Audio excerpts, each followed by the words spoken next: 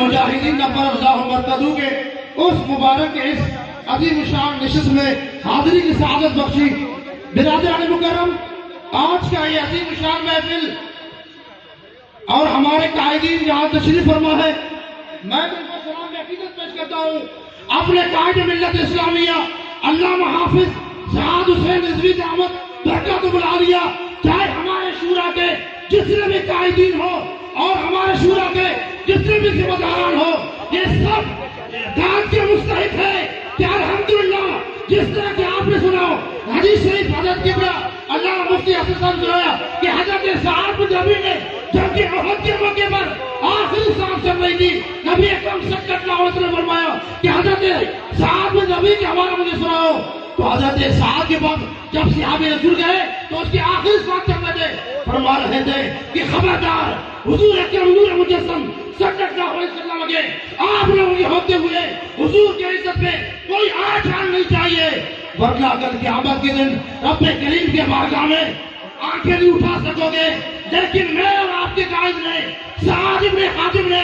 7 مہینے کے اندر جیل کے اندر رہ کر بھی میرا اور آپ کا سودا نہیں کیا، ناموس رسالت کے ساتھ غداری نہیں کی، بلکہ سینہ تان کے کہا میں زبان لکھ سکتا ہوں لیکن نبی پاک کے عزت اور ناموس پہ کوئی آنچار نہیں دوں گا۔ تو عزیزان ملت، چاہے ہمارے شورا جو جیل میں تھے یا جو باہر تھے، علمائے کر کے دکھایا، عالم کفر کو یہ بتا دیا کہ تم ہمیں ہاتھ جھکا نہیں سکتے، ہم آپ کے ہاتھوں بک نہیں سکتے، اگر ہم بکے ہیں، اگر ہم جھکے تو بارگاہ مصطفیٰ میں بکے جھکے ہیں۔ تو عزیزان ملت، الحمدللہ یہ ہمارے کارکنوں کو احساس ملا ہے، حکومت نے ہر طریقے سے آپ کو روکنے کی کوشش کی، شہر مناسب سے ہو، چاہے وہ گولیاں چلانا ہو، لیکن الحمدللہ کسی نے بھی کوئی بھی پیٹ پیچھے نہیں بھاگا۔ اگر کس نے بھی گولیوں کا سامنا کیا، شہر کا سامنا کیا، تو سینہ تان کے لبے کے رسول اللہ صلی اللہ علیہ وسلم کہتے ہوئے ہے۔ تو عزیزان ملت، انشاءاللہ العزیز یہ قافلہ مزید بڑھے گا۔ تم نے تو فوج شہر میں ڈال دیا، تم نے تو ہمارے قائدین پہ ایسے ایسے سنگین الزامات و کیسز لگائے، لیکن لگایا خود ثابت نہیں کر سکا۔ تو عزیزان ملت، الحمدللہ ہمارے قائد سمیت ہمارے تمام شورا کے اراکین روزے روشن کی طرح کے دستور واضح ہے، لیکن اسی کو کہتے ہیں نا، حکومت نے الزام بھی خود لگایا، کیس بھی خود لگایا، اور پھر الزامات ثابت نہ کر سکے خود ختم کر دیا۔ اسی کو تو کہتے ہیں نا کہ تھوکنا پھر چاٹنا، وما توفیق الا باللہ۔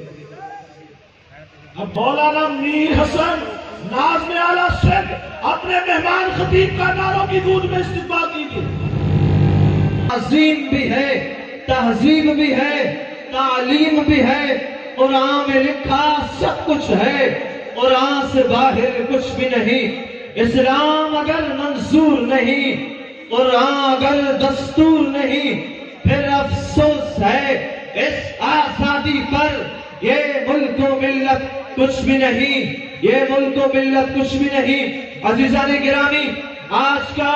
یہ عظیم الشان حضور امیر المجاہدین رحمت اللہ تعالی علیہ کا عرس شریف کا یہ عظیم اجتماع آج دنیا کی تمام قوتوں کو للکار کے اعلان کر رہا ہے، اے طاغوتوں، اے شیطانوں، اے ظالموں، اے نبی کے نظام سے ٹکرانے والوں، یاد رکھو تمہاری گولیاں، تمہارے منصوبے، تمہارے شر، تمہارے پروپیگنڈا ہمیشہ ناکام رہے گے، اس لیے کہ یہ جو غلامان محمد ہے ان کا فیض تم پر خزرہ ہے۔ عزیزان گرامی، آج کے اس عرس شریف کے موقع پر ہم اپنے قائد ملت اسلامیہ علامہ حافظ سعد حسین رضوی اور پوری شورا کے اراکین، ہم آج ہاتھوں کو بلند کر کے ان کے ہاتھوں میں ہاتھ دے کر بتاتے ہیں کہ صرف پنجاب کی دھرتی نہیں، صوبہ سندھ کی دھرتی سے بھی، صوبہ سندھ کی دھرتی سے بھی غلامان رسول اپنی جانیں دیں گے، ناموس رسالت ختم نبوت کی حفاظت کریں گے۔ اللہ کے فضل سے یہ جو لٹیرے ہیں ہم ان کو بتا رہے ہیں، یہ کل کہتے تھے کہ سنی تو ختم ہو گئے، سنیوں کو ہم ختم کر دیں گے فورٹ شیڈول لگا کے، پابندیاں لگا کے، لیکن ان کو یہ پتا نہیں ہے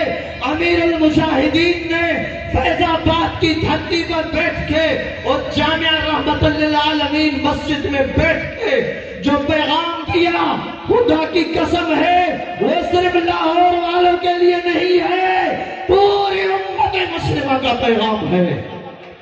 آج ہم یہ اعلان کرتے ہیں